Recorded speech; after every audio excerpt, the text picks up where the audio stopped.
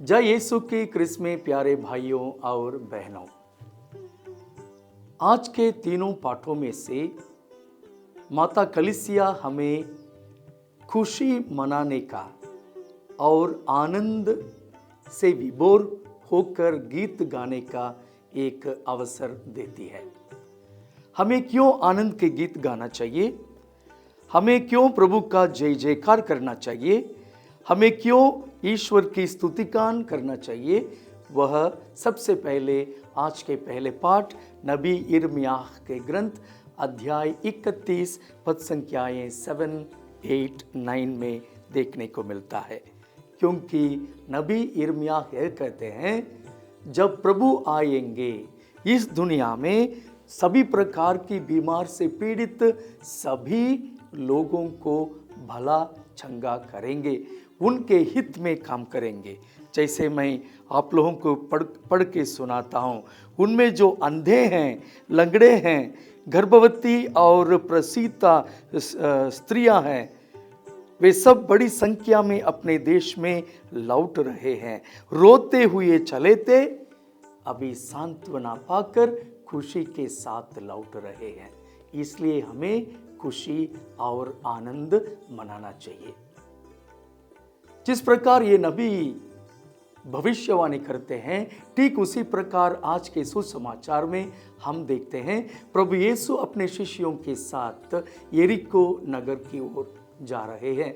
रास्ते में उनकी मुलाकात एक दृष्टिहीन व्यक्ति से होता है। वह दृष्टिहीन व्यक्ति सड़क के किनारे पर बैठा है। उसे मालूम पड़ता है कि प्रभु यीशु क्रिस्त उस तरफ जा रहे हैं। वह पुकार कर कहता है, दाऊद के पुत्र मुझ पर दया कीजिए। मसीह दाऊद के पुत्र मुझ पर दया कीजिए। उसकी आवाज सुनकर प्रभु यीशु उन्हें अपने पास बुलाते हैं, परंतु शिष्य प्रभु के विपरीत उसे डांटते हैं, उसे चुप रहने के लिए कहते हैं। परंतु वह दृष्टिहीन व्यक्ति पुनः एक बार कहता है, मसीह प्रभु दाऊद के पुत्र मुझ पर दया कीजिए। वह बहुत बुद्धिमान था। क्यों? क्योंकि उसने प्रभु यीशु को मसीहा करके संबोधित किया, दाऊद के पुत्र के रूप में उन्हें पहचाना। जब किसी व्यक्ति को दाऊद के पुत्र कहते हैं तो वह राजा है। राजा के रूप में अपनी प्रजा को संभालना उसका कर्तव्य है। यानी दृष्टिहीन व्यक्ति को संभालना प्रभु यीशु का कर्तव्य है। मसीहा है प्रभु यीशु, मसीहा मसीह के रूप में अपनी प्रजा को भला चंगा रखना, दृष्टिहीन व्यक्तियों को दृष्टि देना उसका कर्तव्य है। Healing the blindness of the man for Jesus is not an option, परंतु उनका रिस्पॉन्सिबिलिटी है, उनका कर्तव्य है। जैसे वह प्रभु यीशु के सामने सानिध्य में आता है, वह कहता है कि प्रभु, ताकि मैं पुनः एक बार फिर एक बार देख सकूं, मुझ पर दया कीजिए। भाई और बहनों, इस दृष्टिहीन व्यक्ति का कहने का तात्पर्य यह है कि वह अपने जीवन में एक समय वह देख सकता था। उसे मालूम था कि इस दुनिया कैसा है, कितना सुंदर है, प्रभु की सृष्टि में कितनी सुंदरता है।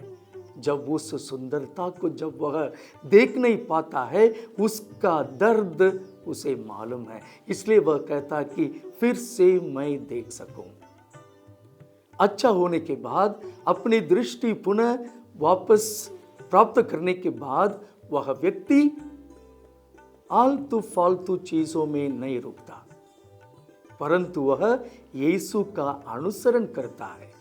यीशु के साथ, यीशु के पथ पर वह चलता है। He is on the way together with Jesus. On the way, प्रभु यीशु के पद चिन्हों पर। कहने का मतलब यह है कि यह रास्ता, यह होदोस, जिसे हम यूनानी भाषा में कहते हैं the path is path of discipleship, शिष्यता। वह भी प्रभु यीशु के समान, प्रभु यीशु के साथ जो शिष्य थे उनके समान प्रभु यीशु का शिष्य बनना उसका दिल की इच्छा थी। वह शिष्य बनता है।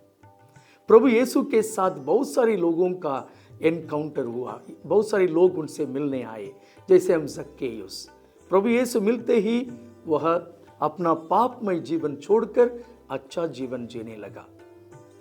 निकोदेमुस रब्बी आए थे, बहुत सारे प्रश्न उनमें थे। सभी प्रश्नों का उत्तर पाने के बाद वह भी प्रभु यीशु क्रिस्त के गुप्त शिष्य बनकर अपना जीवन जिए। परंतु हम उस धनी व्यक्ति के बारे में मनन चिंतन किए थे। उस धनी व्यक्ति, लास्ट संडे प्रभु यीशु ने उन्हें यह निमंत्रण दिया कि तुम सब कुछ बेचकर उन्हें गरीबों में बांटकर मेरा अनुसरण करो। वह उदास होकर उसका चेहरा उतर गया। उसके बाद वह प्रभु यीशु से दूर चला गया। आज का यह व्यक्ति, दृष्टिहीन व्यक्ति जिसका कोई नाम भी नहीं है, वह प्रभु यीशु का शिष्य बनना चाहता है।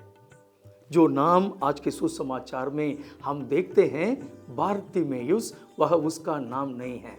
बार इन अरामाइक लैंग्वेज मीन्स सन। बारतिमेयुस मतलब सन ऑफ तिमेयुस, परंतु उसका पर्सनल नाम हमें मालूम नहीं है। परंतु वह अपना नाम बना लिया। प्रभु यीशु के पद चिन्हों पर चलकर, प्रभु यीशु के अनुयायी बनकर, प्रभु यीशु के साथ चलते हुए उसने अपना नाम बना लिया। हम भी अपना नाम बनाना चाहते हैं। कैसे बनाएंगे? भाई और बहनों, हम आज के दूसरे पाठ में इब्रानियों के नाम पर लिखे हुए उस पत्र में हम ध्यान रखेंगे। उसमें यह लिखा है कि हर एक प्रधान याजक मनुष्यों के बीच में से चुना गया है। वह इसलिए चुना गया है ताकि वह मनुष्यों के दुर्बलता को जाने।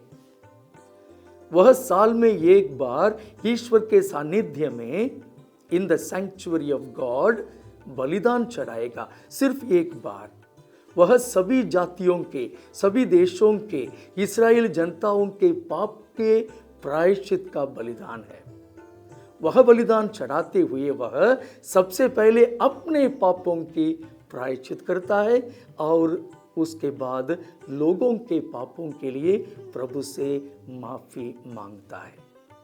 इस वचन पर मनन चिंतन करते हुए हम यह महसूस करते हैं कि हर एक पुरोहित को यह याद रखना चाहिए कि वह मनुष्यों से चुना जाता है। वह ईश्वर के नाम पर लोगों के लिए बलिदान चढ़ाता है। वह बलिदान सबसे पहले उसके अपने पापों के प्रायश्चित का और दूसरा लोगों के पापों के प्रायश्चित का। इसलिए हर एक पुरोहित अपने मिनिस्ट्री में, अपने जीवन में अपना हित और लोगों का हित, वह लोगों को गले लगाने के लिए हमेशा तत्पर रहेगा। क्योंकि जब पापी आते हैं अपने पापों को प्रायश्चित करने के लिए, वह यह याद रखेगा कि मैं इस कन्फेशनल में प्रभु यीशु क्रिस्त के नाम पर प्रस्तुत हूँ। मैं प्रभु यीशु के नाम पर ही लोगों के पापों की क्षमा करता हूँ। प्रायश्चित करने के लिए उन्हें मैं निमंत्रण देता हूँ। मैं खुद पापी हूँ। जब एक पुरोहित इस सत्य को याद रखता है तो सबसे पहले वह अपने जीवन में सुधार लाने के कोशिश करता है और दूसरों को प्रायश्चित करने के लिए निमंत्रण देता है।